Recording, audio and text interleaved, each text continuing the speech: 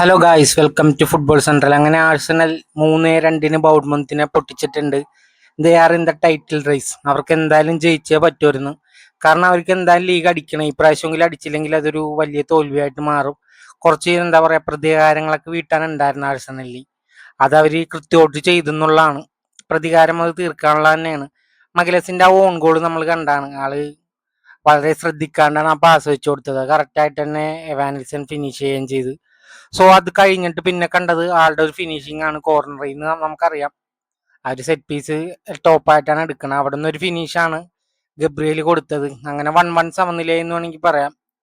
എന്തോ ആറ് മിനിറ്റിന്റെ ഒരു വ്യത്യാസത്തിലായിരുന്നു ആ ഒരു ഗോൾ. പിന്നീട് അങ്ങോട്ട് കണ്ടത് ഒരു എന്താ പറയാ, റൈസിന്റെ ഷോ ആയിരുന്നു. കാരണം രണ്ട് ഗോളും ഏകദേശം സെയിം സെയിം സ്ഥലത്ത് നിന്ന് തന്നെയായിരുന്നു. ആദ്യത്തെ ആ ഓഡേഗാർഡിന്റെ പാസിൽ നിന്നാണ് ആൾ ആ ഫിനിഷ് ചെയ്തത്. പിന്നെ നമ്മൾ കണ്ടതാണ് രണ്ടാമത്തെ പാസും. സോ അത്യാവശ്യം നല്ല ബ്രില്യൻ്റ് ആയിട്ട് തന്നെ കളിച്ചു. നമുക്കറിയാം കഴിഞ്ഞ കളി ആൾ കളിച്ചില്ലായിരുന്നു.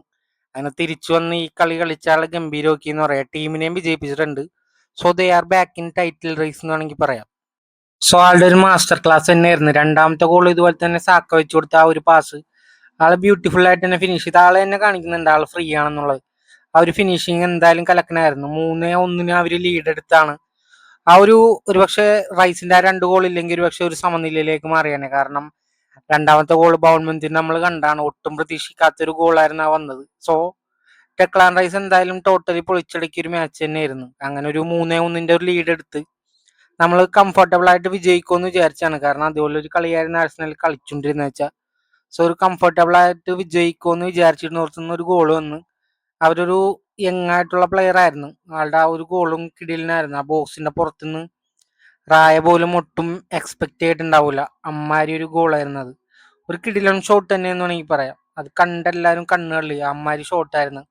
ഒരു ടോപ്പ് കോർണറിൽ അത്യാവശ്യം താഴ്ന്നാണ് അത് പോയി വീണത്. സോ കിടിലനായിട്ട് തന്നെ ആളുടെ ആ ഒരു ഷോട്ട് പ്രതീക്ഷിക്കാത്ത സമയത്ത് വന്നപ്പോൾ തന്നെ ഒന്ന് പേടിച്ചിട്ടുണ്ടാവും. ഒരുപക്ഷെ റൈസിന്റെ ആ ഒരു ഡബിൾ ഇല്ലെങ്കിൽ എന്തായാലും സമനില പിടിച്ചാനെ. റോപ്പി അങ്ങനെ എന്തോണ് ആളുടെ പേര്. ആളിപ്പോ ആ പ്രീമിയർ ലീഗിൽ വന്ന 6 ഗോൾ അടിച്ചിട്ടുണ്ട്. കിട്ടുന്ന അവസരം ശരിക്കും മുതലാക്കുന്നുണ്ട്. അടുത്തൊരു യങ് പ്ലെയർ ആണെന്ന് പറയാം. ഒരു സമയനിയുടെ പകരക്കാരനൊക്കെ ആയിട്ടാണ് അടുത്ത് വന്നുകൊണ്ടിരിക്കുന്നത്.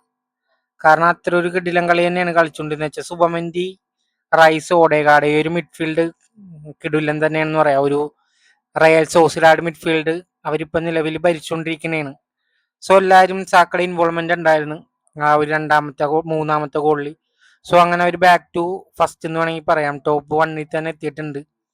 അവർക്ക് ഈ പ്രാവശ്യം എന്തായാലും ടൈറ്റിൽ അടിച്ചേ പറ്റുള്ളൂ. അതുകൊണ്ട് തന്നെ അവർ ഇത്രയും പൊരുതി കളിക്കണേന്ന് നമുക്കറിയാം. ആർട്ടറ്റയ്ക്കും പ്രൂവ് ചെയ്യേണ്ടതുണ്ട് എന്നാലും.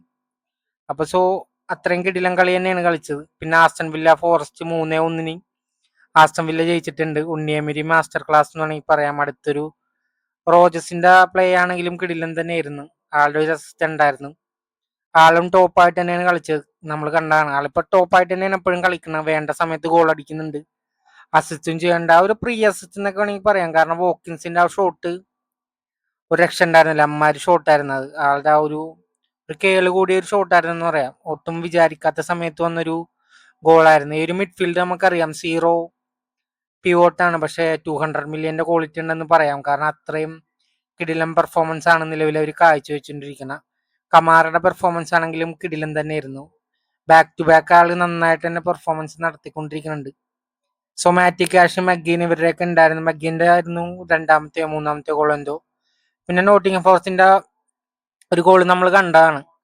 ഗിബ്സിന്റെ വകയായിരുന്നു. നമ്മളൊരു എന്താ പറയുക, ഒരു സമനില പ്രതീക്ഷിച്ചു. പക്ഷേ വേണ്ട രീതിയിൽ ടീമിനെ കൈകാര്യം ചെയ്യാൻ സമ്മതിച്ചില്ല എന്നുള്ളതാണ്. അമ്മാരി കളിയാണ് ആസ്റ്റൺ വില്ല കളിച്ചത്. ആ ഒരു മിസ്റ്റേക്കിൽ നിന്ന് മെഗ്ഗിന് കിട്ടിയ ആളുടെ ആ ഒരു ഫിനിഷ് അത്യാവശ്യം കിടിലനായിരുന്നു. ആള് ശരിക്കും ഒരു അൺറേറ്റഡ് ആണ്. ആരും അങ്ങനെ പൊക്കി പറയാൻ കേട്ടിട്ടില്ല. ടീമിന് വേണ്ട സമയത്തൊക്കെ ആള് ഗോൾ അടിക്കാറുണ്ട്, ടീമിന്റെ കൂടെ ഉണ്ടാവാറുണ്ട് എന്നുള്ളതാണ്. ഒരു ടോപ്പായിട്ടുള്ള പ്ലെയർ തന്നെയാണ്. വളരെ എന്താ പറയുക, ഒരു അൺറേറ്റഡ് ആണ്. ആളെപ്പോഴും നന്നായിട്ട് തന്നെ കളിക്കാറുണ്ട്. വളരെ കുറച്ച് മത്സരങ്ങൾക്ക് മാത്രം ആള് ഫോം ഔട്ട് ആവാറുള്ളൂ. പക്ഷെ ആരും അങ്ങനെ എടുത്തു പറയാറില്ല എന്നുള്ളതാണ്. ആളുടെ ഗോളാണെങ്കിലും എന്താ പറയുക, ഒരു വൗ ഫാക്ടർ തന്നെയായിരുന്നു. ആ ഒരു യാടിയിൽ നിന്ന് അടിച്ചിടാന്ന് വെച്ചാൽ ചില്ലറക്കാരുമില്ല. സോ ഒരു ചാൻസ് കിട്ടി. അങ്ങനെ ബാക്ക് ടു എന്താ പറയുക, വോക്കിൻസിന്റെ ആ ഒരു ഗോളോട് കൂടി ഒരു ഒരു മാസ്റ്റർ ക്ലാസ് ആണ് നമുക്കറിയാം പുള്ളിയുടെ, ഉണ്ണിയമീരയുടെ. അങ്ങനെ രണ്ടാം സ്ഥാനത്തേക്ക് നിലവിൽ അവരും ഉണ്ട് ടൈറ്റിൽ റേസിൽ നിന്ന് നമുക്കറിയാം.